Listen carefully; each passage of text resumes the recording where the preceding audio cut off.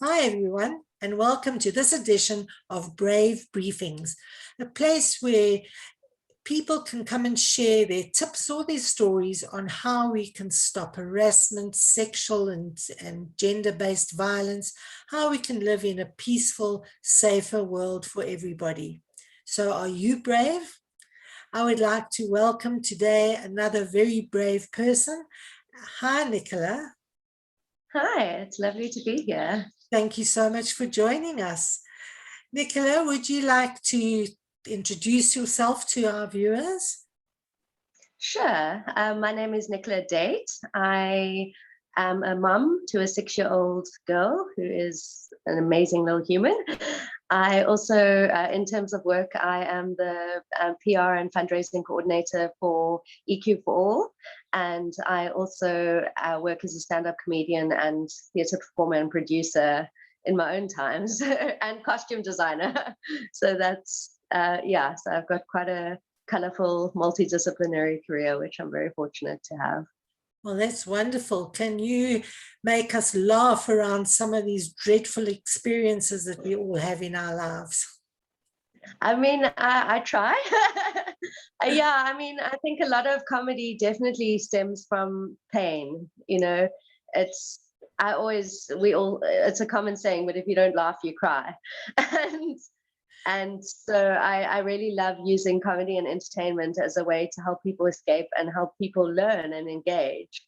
So yes, I probably can. I think we need a little bit of light relief because the scourge of violence and harassment and sexual abuse, it's just dreadful. They say it's 1 in 3 people. And if we don't look at the lighter side, I think we all drown under the heaviness of it all.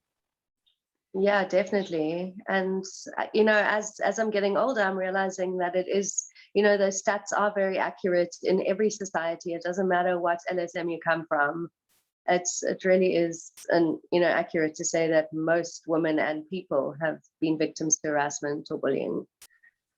It's dreadful. So that is why I want everybody to be brave. And brave is about having boundaries, respect, agreement, values, and equality.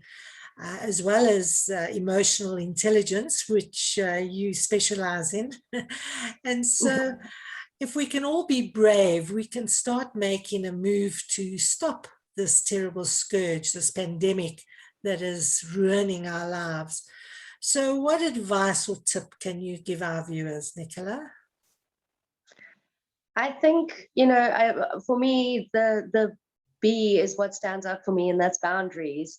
And I think if you understand your own boundaries, if you understand what makes you comfortable and what doesn't make you comfortable, then you can definitely help yourself to protect yourself. And if you teach your kids boundaries, I've always said, you know, as a mom, that to me, the most important word to teach your child is boundaries from day one, because if you understand what doesn't feel okay or what doesn't feel right, and if you can know that it's acceptable that that doesn't feel okay, that doesn't feel right, then you definitely have a form of tool to protect yourself. I am a survivor myself, and if I look back, you know, it was many years ago now, it was 14 years ago, and when a couple of incidences happened. And when I look back, I didn't really know at the time that what happened was wrong, because I didn't really understand, firstly, what it meant to be raped, you know, the definition of rape. But then also, I didn't really understand that my boundaries were acceptable. And it was okay to not want to do things or certain things, and so I really am trying to teach my daughters, just set strong boundaries, stick to them, know your worth. And that way, of course, you know, if you have your boundaries and something happens, it's not your fault. It's never the victim's fault. But I definitely think it is one tool you can have to help protect yourself from getting into situations which might end up violent or.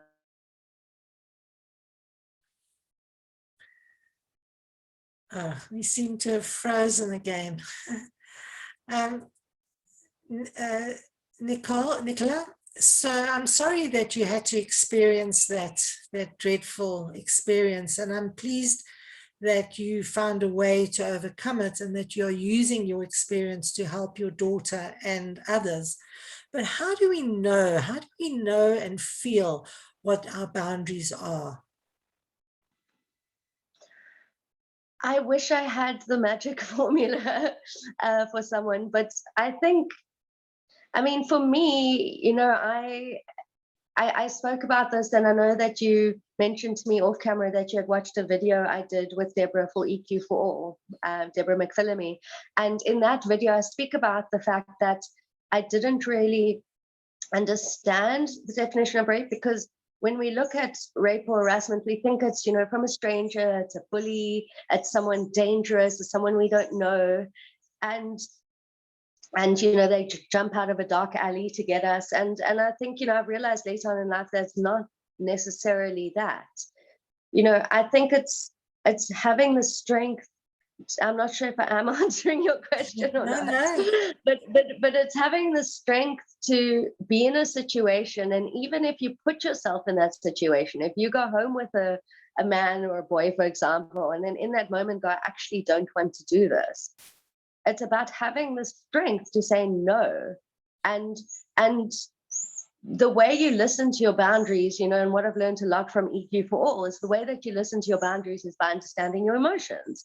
If you can understand your emotions and understand your feelings, then you can understand what's a good feeling for you and what's a bad feeling for you. And once you understand what are good and bad feelings for you, I think that's the best and easiest way to set up your boundaries and what is a yes and what is a no. And if someone forces that no onto you, for you to be able to use your physical strength to get out of that situation. So how do we teach that boy or that man, or even a woman for that matter, how do we teach them to honor and respect your boundaries? So, I mean, that is, you just hit the nail on the head.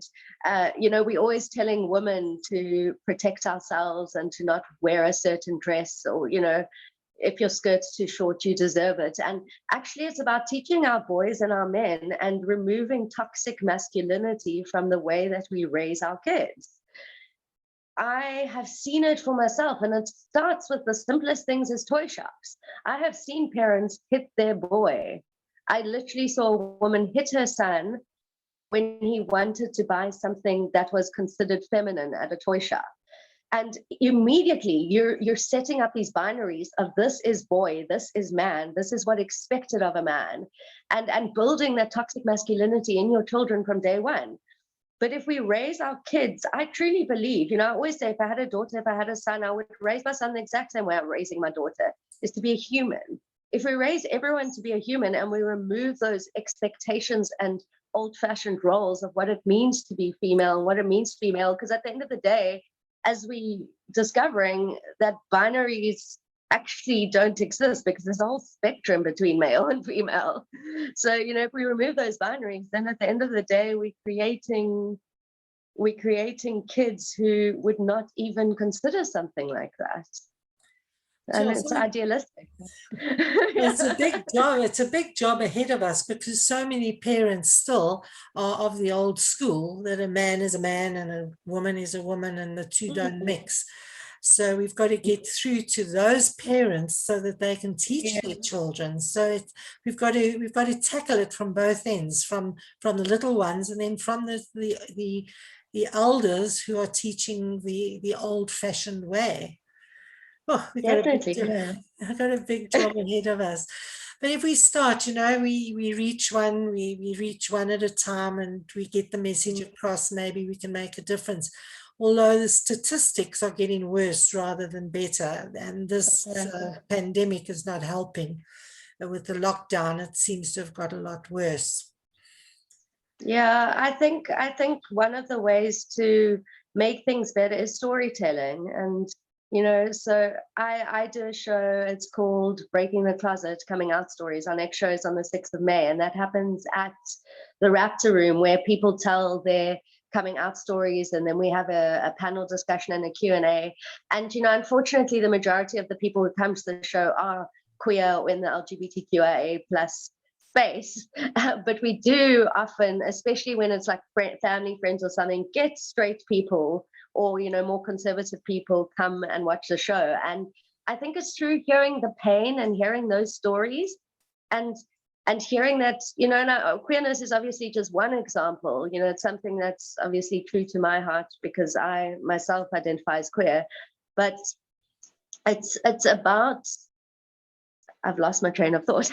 but it's about, you know, bringing the humanity out of the story, and helping people to understand that we're all just human in our cause. That I think would be the start of us creating this discourse of, you don't have to fit into a binary. You don't have to exert your masculinity in order to be a real man.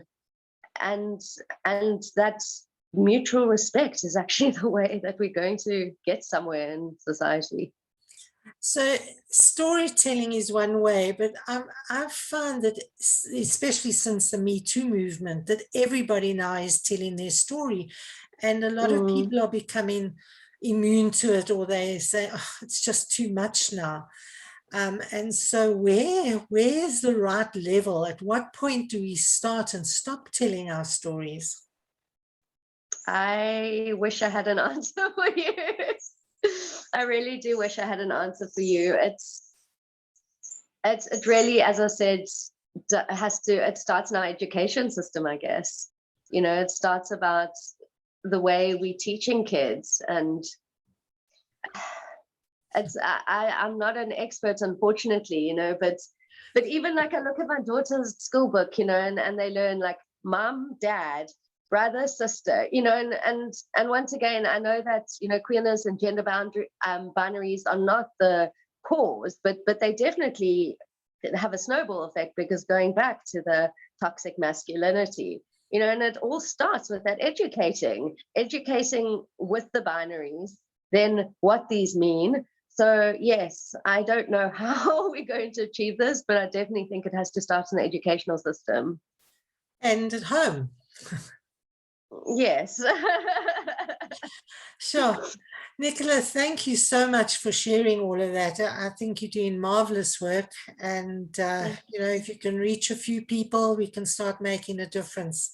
So thank you very much for being brave and for sharing your story, and same to you. Thank you. Thank you. I really think what you do is amazing. Thank you.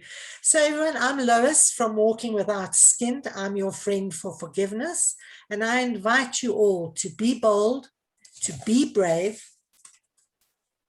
and to fly free. Thank you very much for joining us, Nicola. I'll put your detail below the video so people can contact you. Thank you, and go well. Thank you. Bye. Bye.